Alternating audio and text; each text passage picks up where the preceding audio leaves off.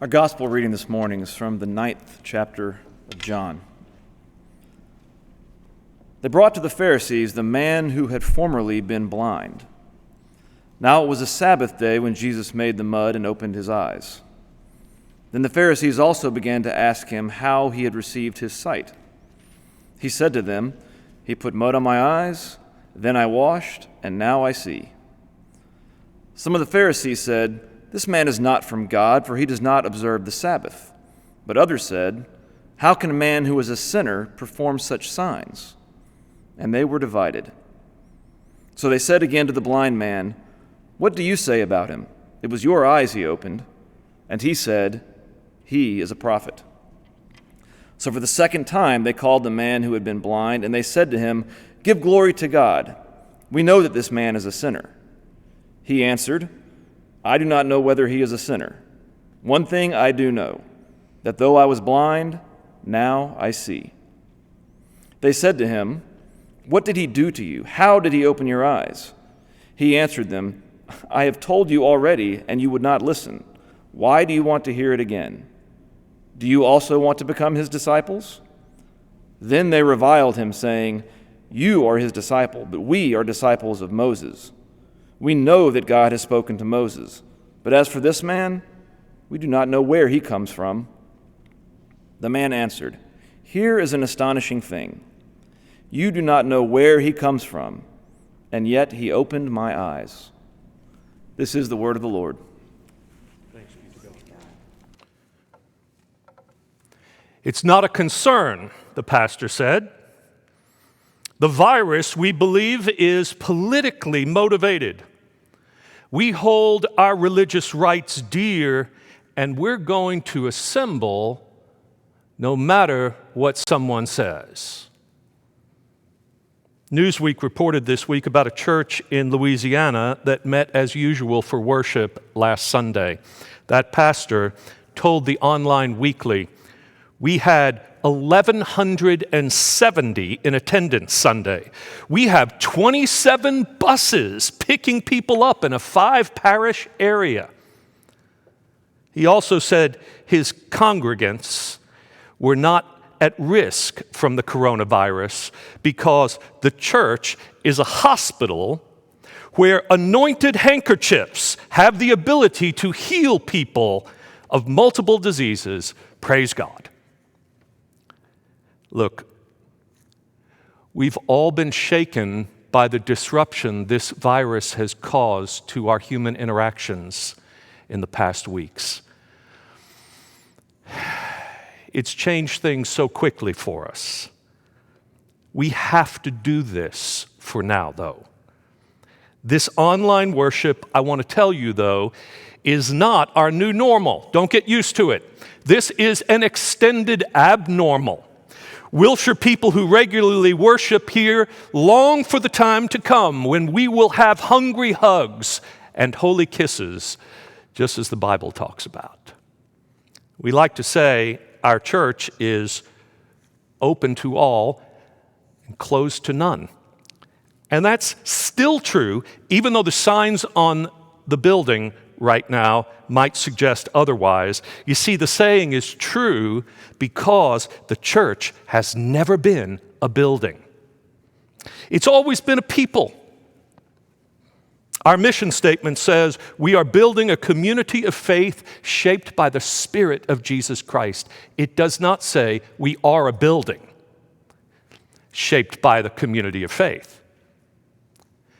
Crises clarify. They tell us who we really are and what we really believe. We see where our life together is sound and where it needs shoring up. That includes our faith, which always involves loving our neighbors as ourselves. When we defy the best wisdom of the medical community because we think we have some special relationship to God, then our faith is failing. And we are not the only victims. Others are victimized by us. It turns out that about 60% of the cases of COVID-19 in South Korea can be traced to one large church that met in defiance of public health advice. 60% in the country. The pastor of that church teaches that being sick is a sin. He therefore encourages his followers to attend packed services regardless of illness in order to prove their faith. This theology that connects sin and sickness is as old as the Bible. We see it in our story from John 9 today about the healing of the blind man. When Jesus and his disciples come upon a man who is said to have been born blind, the disciples ask him whether it is his sin or his parents that caused his blindness. Jesus won't bite. He won't go there with them. He makes it plain that it wasn't sin that caused this sickness. It is, he says, instead, for the glory of God. Now, even there we need to be careful. Jesus is not saying that God made the man blind in order to bring God's self more glory. God is not a cosmic narcissist who needs to create pandemics in order to receive more praise.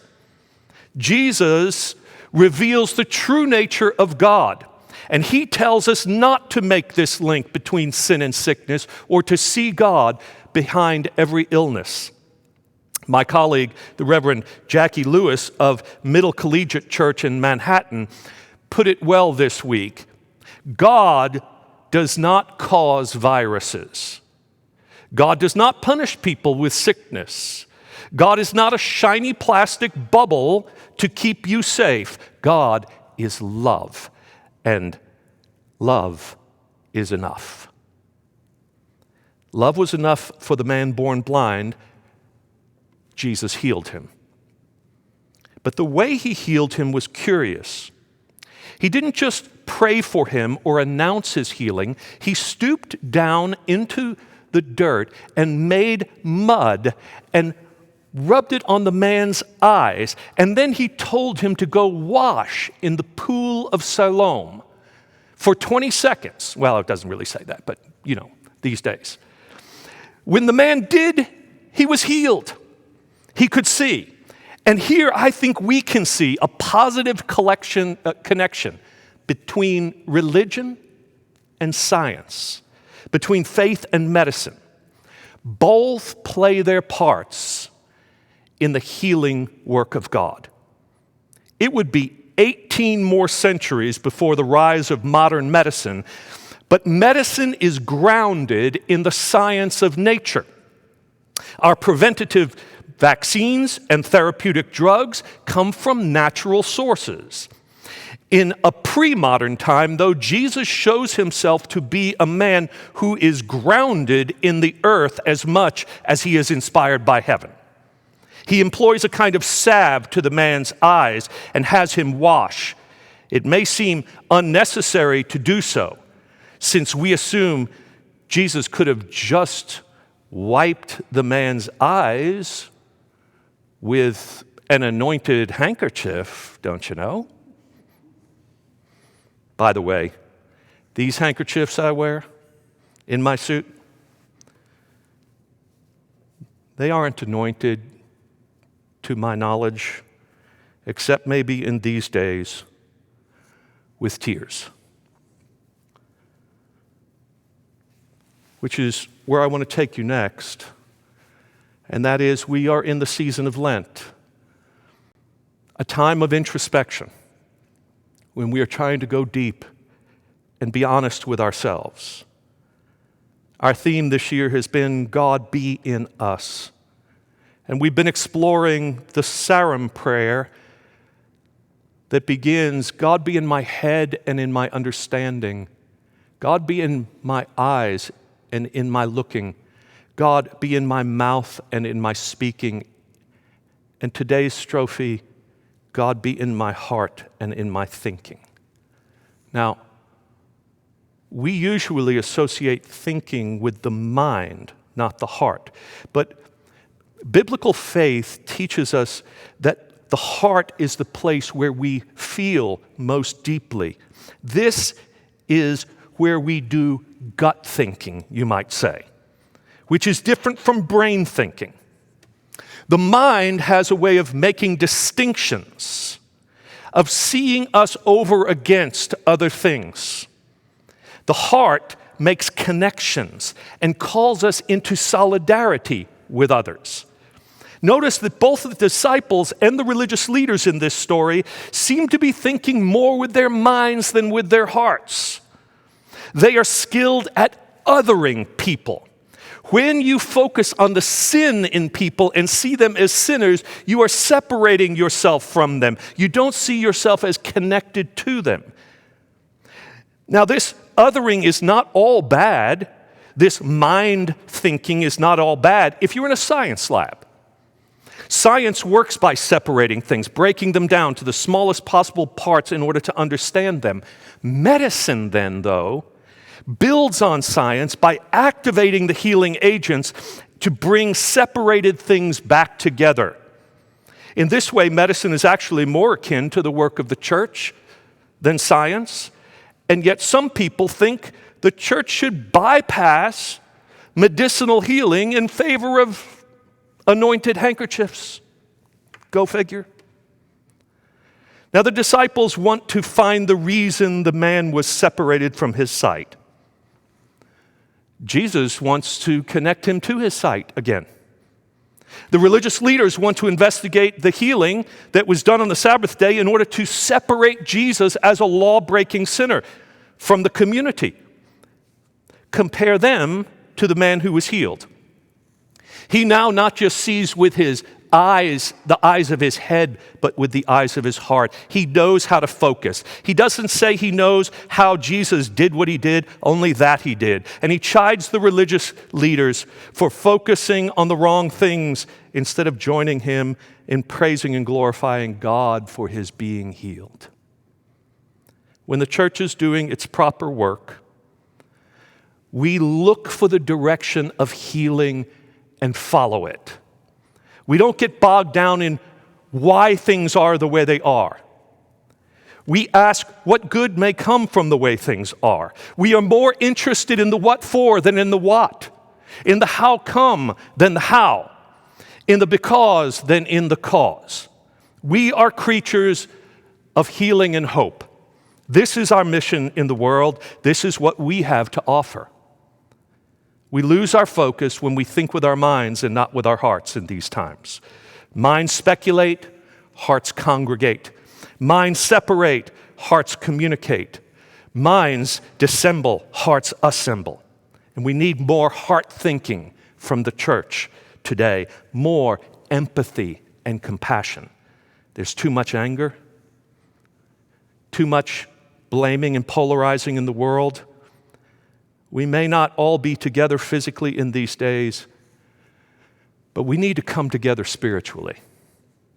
This is the direction of healing for us and the world.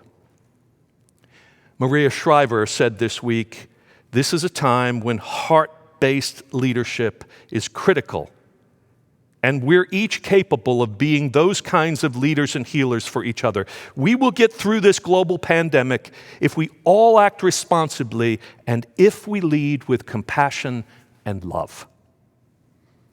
Heart-based leadership, I tell you, is the church's specialty. Leading with compassion and love is the church's very mode of being. It also turns out to be just what the world needs most. When people ask me about our church, I always tell them the same thing. They are a compassionate congregation. Courageous, too. Courage is a word, that comes from the French for heart. We think with our heart, especially in tough times. Times like these. We can do hard things, church. We've got this, Wilshire. Amen.